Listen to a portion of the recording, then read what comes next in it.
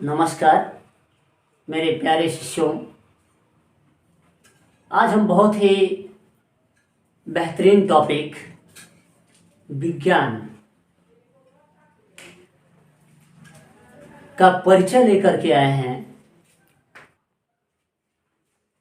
आज के इस टॉपिक में हम साइंस के परिचय के बारे में जानेंगे। साइंस क्या है और साइंस को अलग अलग भाषाओं में किस किस नाम से जाना जाता है, इसकी उत्पत्ति किस शब्द से हुई है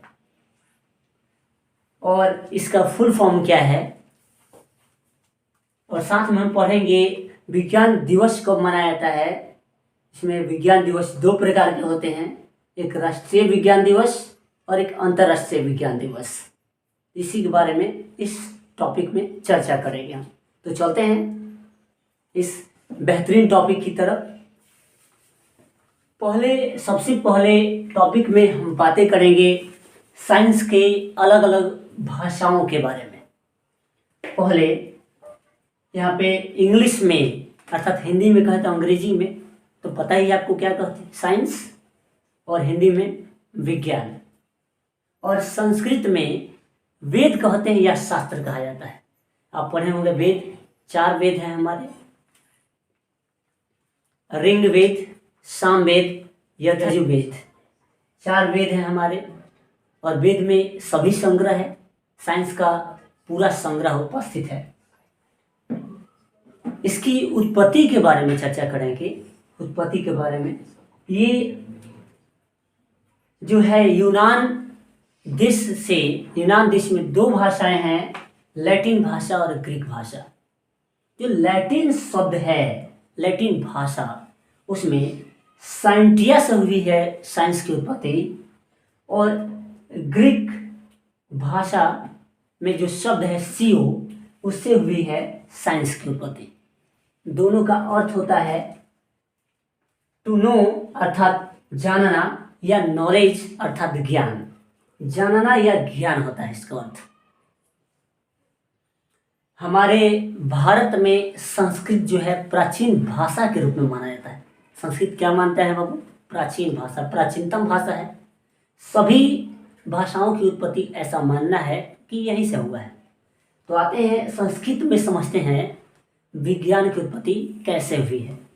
तो संस्कृत में जो शब्द आगे लगता है उसको उपसर्ग कहते हैं, और जो लास्ट में लगता है उसको क्या कहते हैं बाबू? प्रत्यय कहते हैं। क्या कहते हैं? प्रत्यय।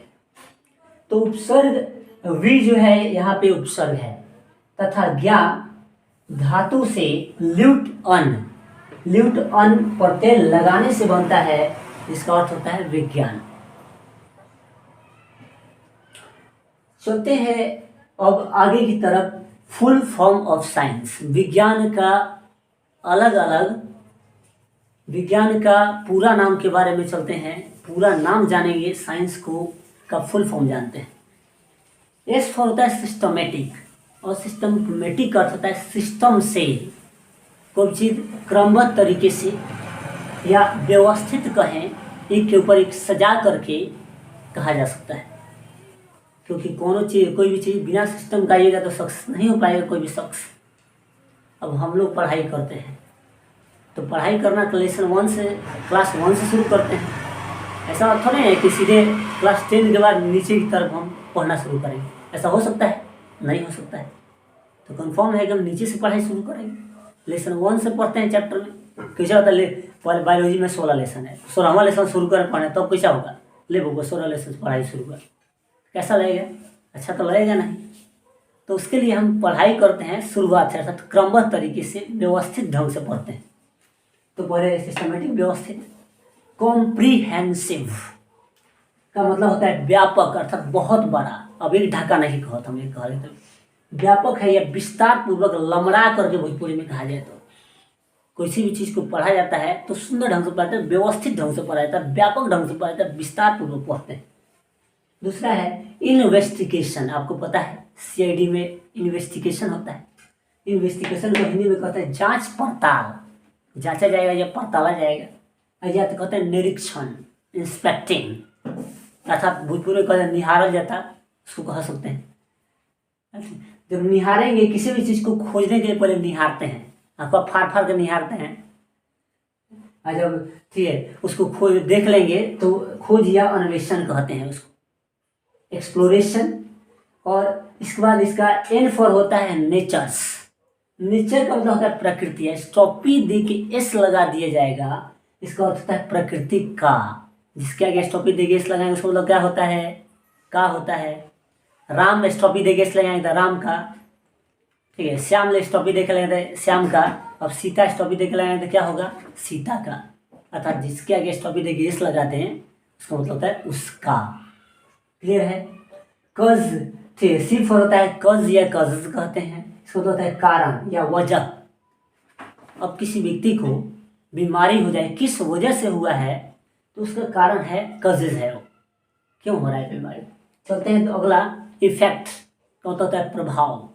इफेक्ट में प्रभाव होता है, आप सुने हैं दवाइयाँ खाते हैं तो रिएक्शन कर जाता है, साइड इफेक्ट हो गई वगैरह सुने होंगे, अर्थात प्रभाव हो जाता है।